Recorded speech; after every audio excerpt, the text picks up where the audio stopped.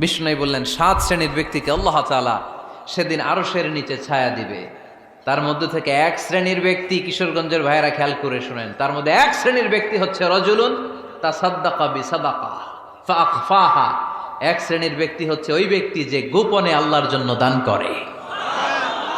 হাত্তা লা তা'লামু শিমালুহু মা তুনফিকু ইয়ামিনু, এমন গোপনে এসে আল্লাহর রাস্তায় দান করে দেয়, তার ডান হাত কি দান করেছে বাম হাত টের পায় না।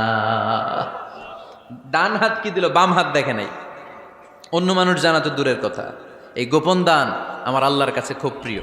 এজন্য একটু দান করার অভ্যেস করেন, অল্প করে করেন। আজকে যে এই 5 টাকা দান করে দেন মসজিদে, 2 টাকার নোট থাকলে দান করে দেন, 1 টাকার পয়সা থাকলে দান করে দেন। দান করতেই হবে, কারণ মুত্তাকি হতে চাইলে এই দানের ধারাবাহিকতা কন্টিনিউয়াসলি এটা রাখতে হয়, এটা থামানো যায় না।